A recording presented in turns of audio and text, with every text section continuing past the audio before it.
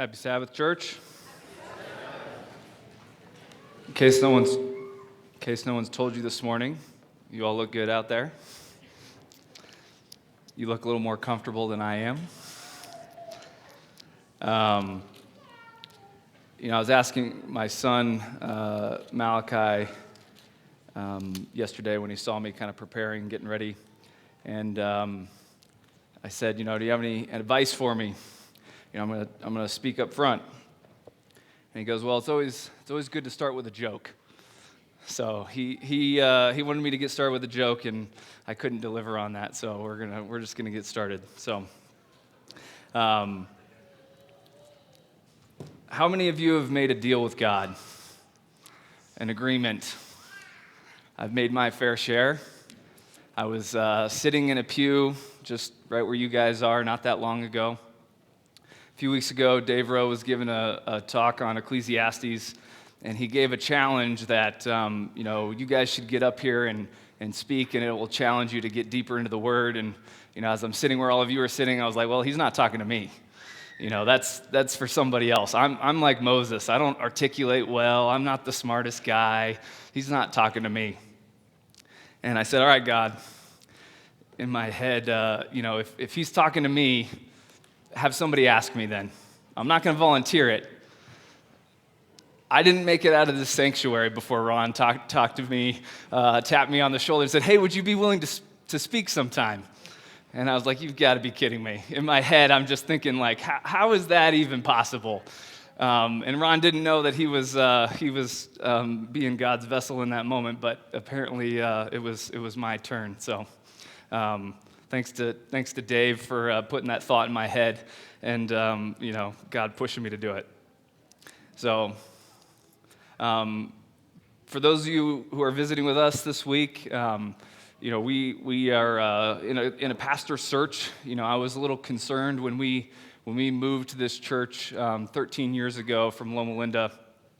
I wasn't sure what we were going to find. I'd only been here for a weekend in Utah, and you see all the kids up here on every Sabbath for Children's Story, and you see the young, vibrant church that we have, and we're going to find a great pastor, and he's going to walk into a great church. But as I was thinking about the struggle that it is that we try and find a pastor, I was thinking about all the ways that struggles force us to think deeper, to become more involved, to think about things from a different light. And that's what I want to kind of talk about today, getting into the struggles that we all face. It's hard to handle struggles and challenges because they always come in the moments where we least expect them or we really don't want them. We'd much rather just like that easy road. It tends to be a simpler task at hand, and we kind of hope for those easy roads. But my hope today is we kind of look through this and look at the Bible. It's going to paint this picture of why we want these struggles to come, because they help us as we move forward. So, challenges and struggles, they're universal. We all face them. Whether you're facing one now, you're going to face one in the future, or you have one, that's in the past that you just made through. But, if you think about all the struggles that are portrayed in the Bible, there's over 100 different parables, stories that walk us through struggles. And I started thinking about why are there so many of those in the Bible if there's not something specific that God's trying to show us? And I think they're there because we're guaranteed to go through them. We're going to have multiple issues that come up that we have to get through. And there's multiple examples of different ways to get through these struggles because we're hopefully going to learn something from each of them. From Job dealing with personal health issues and great loss, Joseph being thrown in jail as a slave, Moses leading the Israelites out of slavery, David and Goliath, Christ on the cross, the disciples facing persecution, and on and on and on. There's consistent struggles throughout the Bible, and there's just so many different stories to choose from, but I feel that there's things that we need to take away from all of them, but I wanted to focus on one. And in this life, it can be hard, it can be distracting. The devil is a liar, and he wants to get us focused on everything that's not important, get us focused on things that aren't going to lead us to be improving ourselves and working towards heaven. And we fall for this trap all the time. I always hope that I'm going to be just as diligent in my walk with Christ when it's easy, when it's not challenging, and then you go through those hard things and you realize that it refocuses you. You circle back around pretty quickly. We all have these challenges in our life, and the Bible gives us some profound insight in overcoming these in many different ways. So the story that we're going to focus on is the story of Jacob. Now, before we get to that story, I figured I'd give you a quick background on why this story of Jacob really resonates with me. So I'm a fixer. I'm a doer. I do not sit still well. I want to be out and doing something pretty regularly. I mean, I can sit still for like an hour, and then I've got to do something. I'll try and fix something or go on some activity. As a kid, there's memories of me building these huge Lego towns, took a whole ping pong table and built cities and cars and planes and had an airport and all the rest. In the wintertime, I'm from Ohio, there's not a lot to do, so we had a train set that I could only get out in the wintertime because that was, I think, just a distraction to keep me occupied. And we'd build this huge train set. I, as a sixth grader, remember going to school, and so for all you kids who are in school, don't listen to this because this is a different time. It was Ohio. It was a small Adventist school in Nowheresville, Ohio. And at recess, we decided we were going to build a treehouse. And I'm not sure exactly why the teachers, maybe they just wanted us to go do something, allowed us to go build a treehouse, but we would bring power tools to school in sixth grade.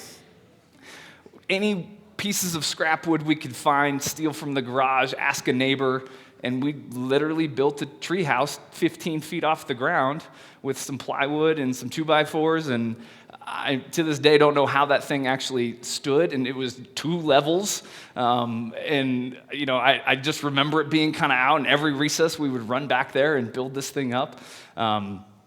Again, nobody fell out of this treehouse. I don't know how. There was no walls. There was no railings. It was just literally boards hanging up in the air. But I've always had this passion for fixing things.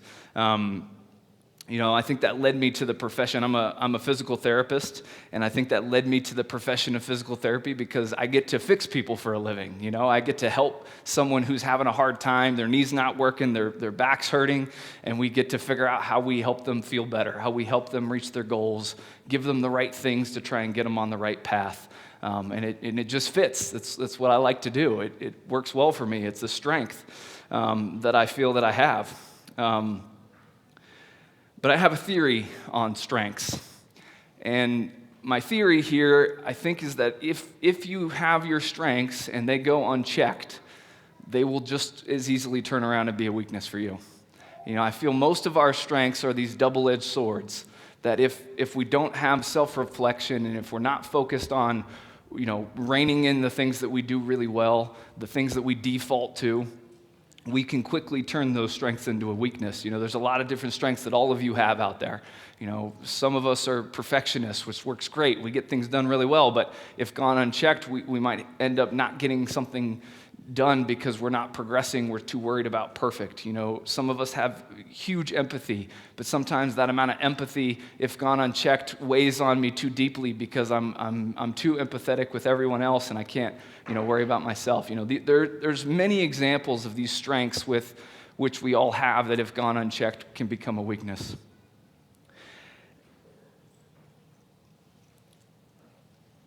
So, if you think about your strengths, they're easy for us, right? And they're strengths for a reason. I feel that when we get through hard times or when we get into struggles, that's our default. We go back to that thing that we're strongest in. And it's pretty quick and easy to get there. And that's where I ended up kind of focusing and resonating with Jacob. So I'll give you a quick summary to catch us up. You guys know the story of Jacob, but a quick summary. Jacob was born a twin. He came out hanging on to his brother's heel. He tricks his brother later in life in his hunger into selling him his birthright for some soup. I hope it was some really good soup. Jacob, with the encouragement of his mother, deceives again, only this time it wasn't just his brother, it was his father also.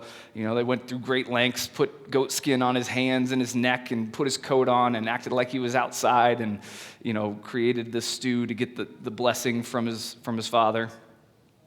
And that's where I kind of want to pick up the story in chapter 27. So for those of you who've got your Bibles, the old analog version here, or if you want to throw up the Bible app, we're going to pick this up in chapter 27, verse 36. And Esau said, "Is he not rightly named Jacob? For he has supplanted me these 2 times."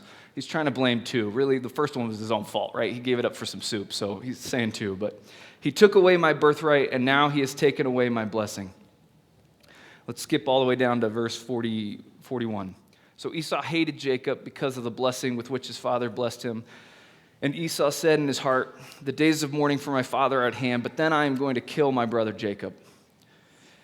And Rebekah heard of this. We'll skip down to 43. "Now, therefore, my son, obey my voice. Flee to my brother Laban in Haran, and stay with him a few days until your brother's fury turns away, until your brother's anger turns away from you, and he forgets what you have done to him. And then I will send for you, and I will bring you home." So Rebekah's saying, get out of here. He'll calm down, and then I'll call for you, and we'll come back. Okay, so Jacob is gone for 20 years. He works 7 years, he thought, for Rachel. He ends up getting Leah. He works another 7 years for Rachel, and then he works another 6 for the flocks of Laban. He works really hard to build up this flock. He has this great plan to take all the speckled and striped and creates a great amount of wealth through his hard work. He's a doer. He's a fixer. He's a worker. He's not afraid to get his hands dirty and make some things happen. And then let's skip over to Genesis 31:3.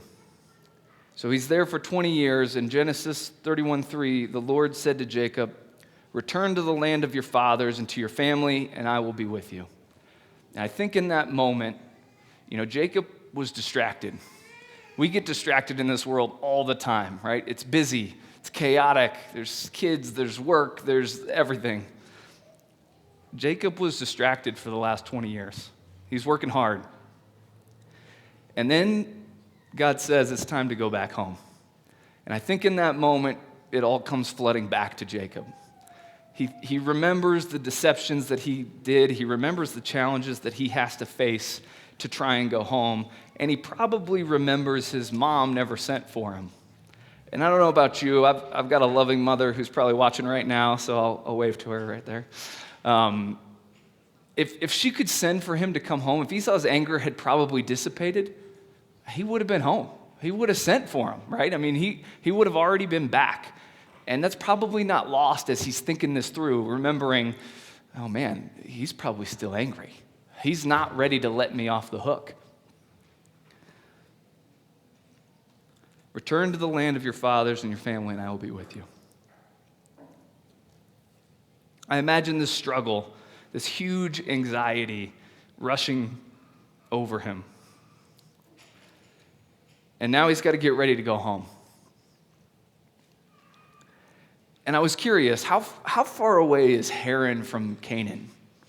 Because I'm thinking, how long does this guy have to think this thing through? It's about 400 to 500 miles.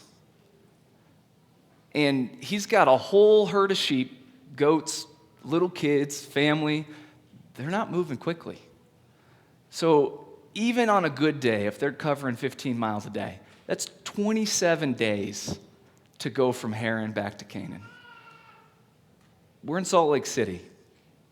I don't know how you guys feel about your walking capabilities, but that would be the equivalent of us going to Las Vegas right now.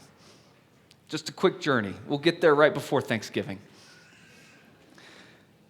And I'm thinking, man, you want to talk about time leading up to a struggle, thinking about all the things that you have to deal with when you get there.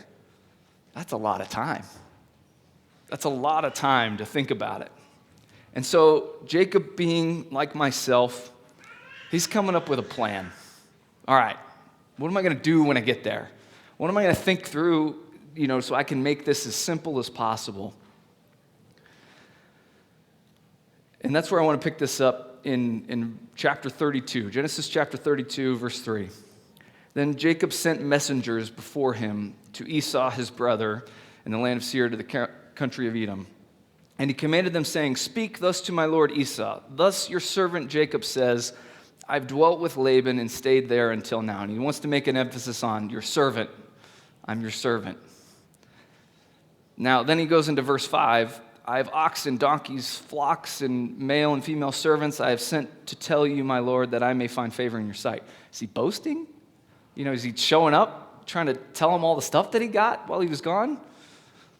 It doesn't probably quite track that way.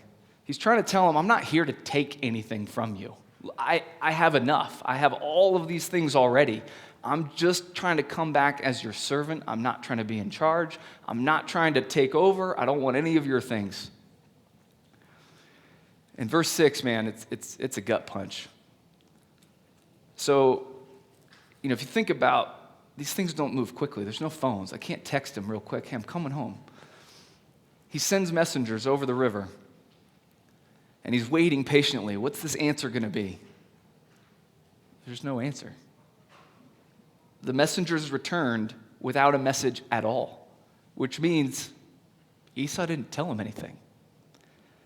Verse 6, "Then the messengers returned to Jacob, saying, 'We came to your brother Esau.'" Okay, and he is also coming to meet you. Okay, and he has 400 men with him. And I think in that moment, his fears are realized. Oh man, I'm in trouble. He didn't send me a message. There's no kindness. "Hey, welcome home. Happy to see you." He's coming with 400 guys, and he didn't tell us to say anything. And again, Jacob probably feels this huge hurdle ahead of him, this huge struggle, this burden of, what am I going to do? I've got everybody here. We just traveled for 500 miles. We can't go back. So what does he do? It's my guy, Jacob, coming up with a plan. All right. So Jacob's greatly afraid. He's distressed.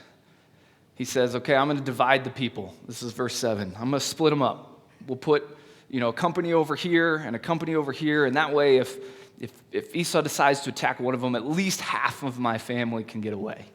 And they'll be able to run while the others get attacked. At least that way we can salvage something. And, they do that, and Jacob's still in a panic, and he prays. And I've been there. Secretly, I think I'm doing the right thing by praying, but really I'm still just trying to solve it myself, right? I'm over here trying to fix it. Jacob was already trying to fix it himself. I got these two companies, and we'll solve it, but I guess I better pray.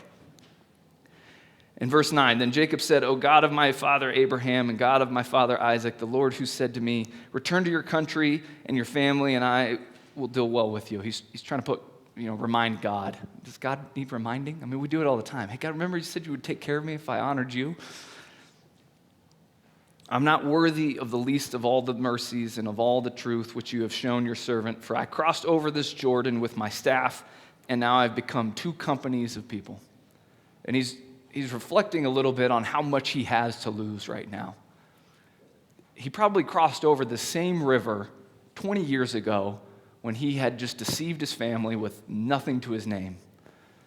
He crosses over the river with a stick and a rock, and that's where Jacob's ladder comes in, and the angels went up and down the ladder, and he's reminiscing about then and now. And he's coming back over this river, but yet this time he has so much to lose. Family and children and all of his herds and his wealth.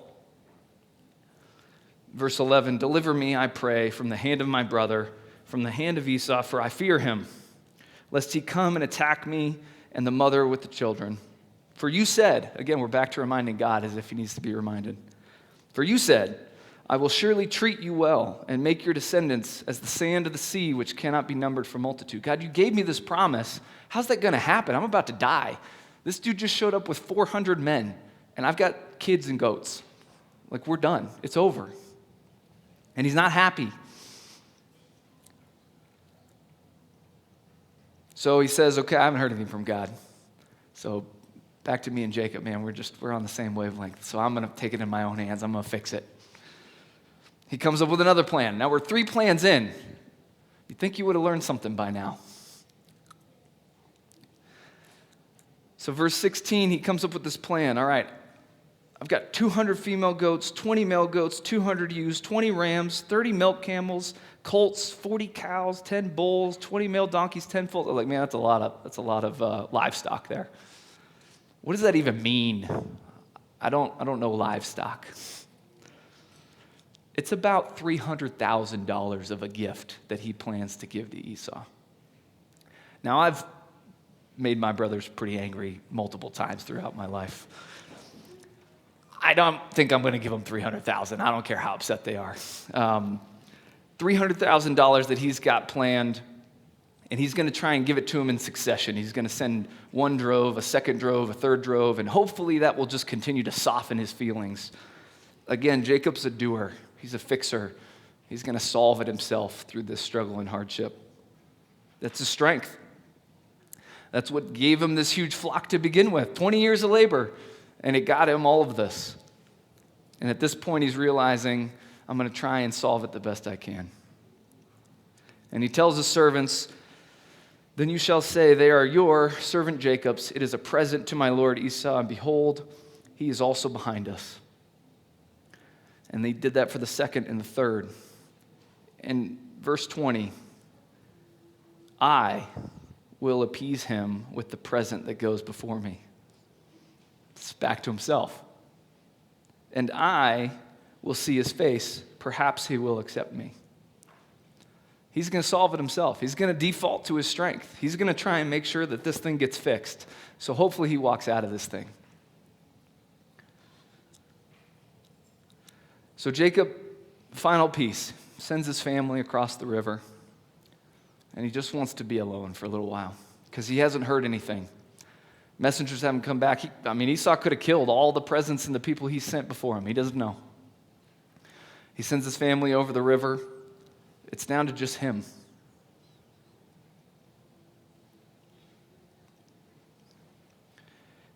Verse 24. Then Jacob was left alone, and a man wrestled with him. Now, it's dark. There's no city. There's no lights. Maybe there's some moonlight.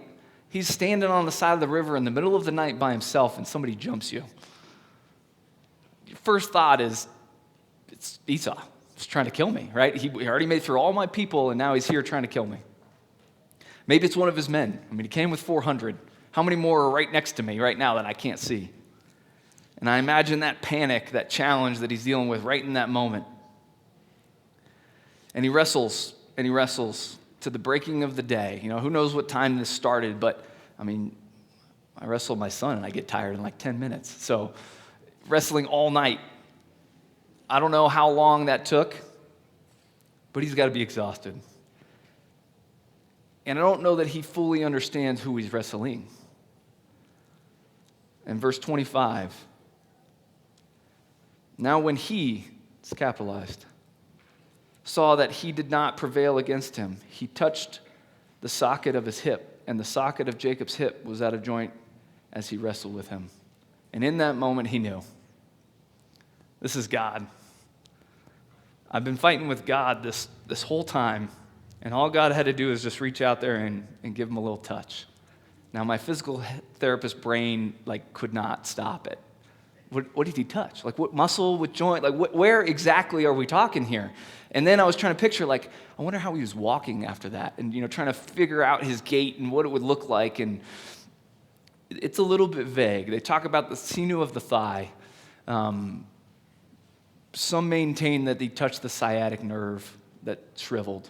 And even to this day, the Jewish people do not eat the posterior of the thigh, and if they do, they take great care to dissect away the sciatic nerve to make sure that they don't eat it from this very thing that happened right here.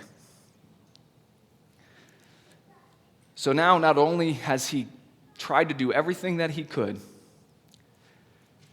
and it didn't work, to now he's wrestled with God, and now his body doesn't work either. It's what he does. He uses his body, he works hard, he fixes it, And I think for the first time, it finally hit him. He couldn't do it on his own. His resources, his abilities, the hard work he puts in, it's over. It's not enough. From birth, where he was hanging on to his brother's heel, trying to come out of the womb, years, outthinking his uncle Laban, to the effort he's put into trying to appease Esau. He's changed. His mentality is different. He's got to trust in God.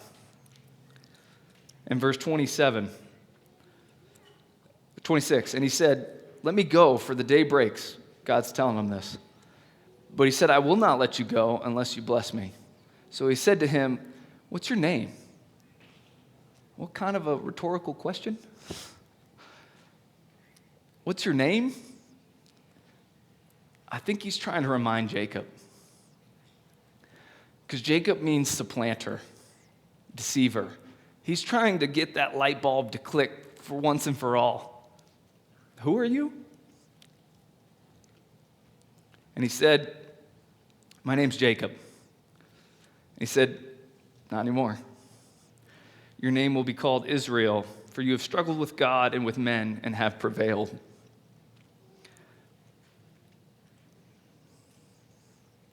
So his name was changed. He's no longer deceiver of men. It's victor of God. His name was Israel, and a name to this day a nation still holds. Jacob had to learn and grow through this struggle. He ended up embracing with Esau. This is in the next chapter, so chapter 33, verse 4. He finally gets to Esau, and he ran to meet him, and he embraced him, and he fell on his neck and kissed him, and they wept. That wasn't the gifts that Jacob sent. That wasn't the effort of splitting his companies. That was God softening Esau's heart. So everything in this story was Jacob trying to do it on his own. But it took this struggle to push him to understand what was necessary. Everything that I do in my profession as a physical therapist is load. It's strain. It's stress. Trying to find exactly the right load that somebody needs or some muscle needs to be able to improve and move forward. If you don't use a muscle in your body, it goes away. It weakens. It starts wasting away, and you go to try and use it, and you're like, what happened? Where'd that go? You know that saying, you don't use it, you lose it? That's a real thing. I quote that all the time. Most of what I try and do is try and figure out, okay, how do we work that muscle hard enough that it will break down and come back stronger and better and ready to go? But if it doesn't get that overload, if it doesn't get that increase, it will never happen.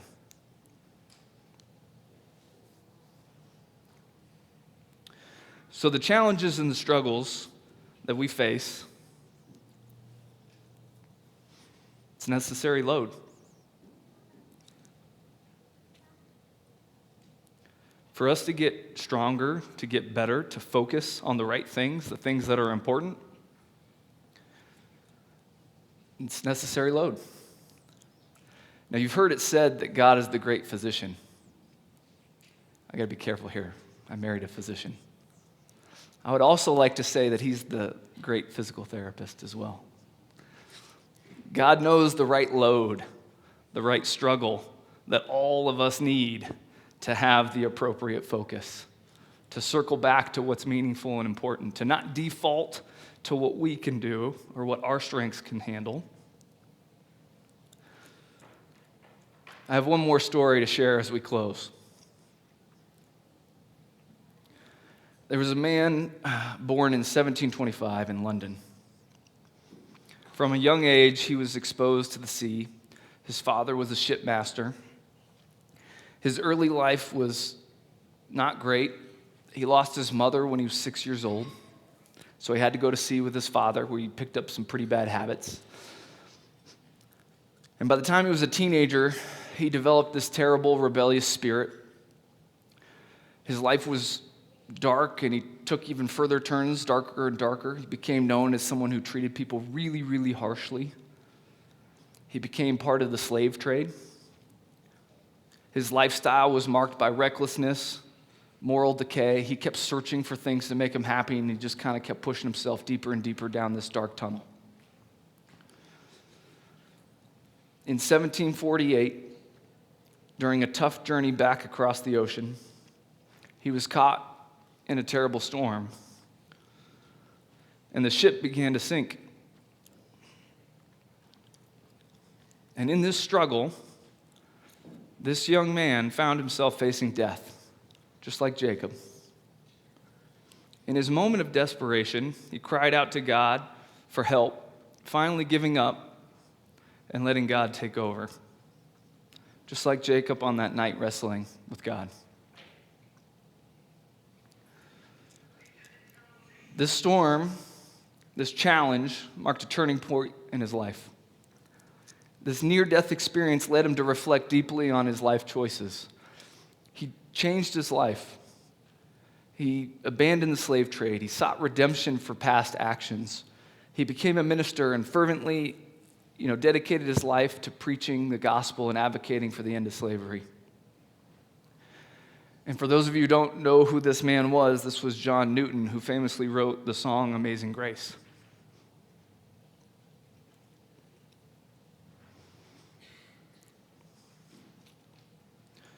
I once was lost, but now I'm found. I was blind, but now I see. A song that has changed many people's lives.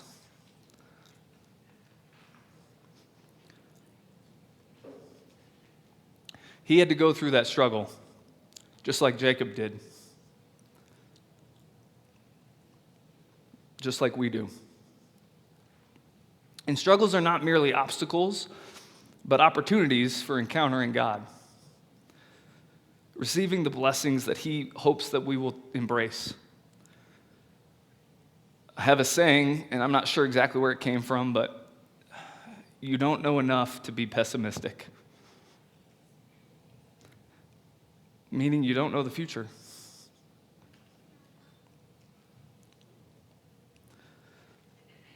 I'll leave you with two verses. John 16:33. I have said these things to you, that in me you may have peace. In the world you have tribulation. We all do. But take heart, I have overcome the world. And Proverbs 3:5-6. Trust in the Lord with all your heart, and don't lean on your own understanding. And I would also add in there, your own strength. In all your ways, acknowledge Him, and He will direct your paths. So I challenge you today, just like Dave challenged me not that many weeks ago. Embrace your struggles. Let go and let God. And He'll carry you through. Let's bow your heads with me. Lord, we thank You for Your Sabbath. We thank You for the time we could spend together delving into Your word. Lord, we ask that You help us to just put our faith and trust in You, and You lead us through everything that we need to. Help us to not try and do it on our own, but to focus on You. Be with each person here as we leave this place. And thank You for Your love.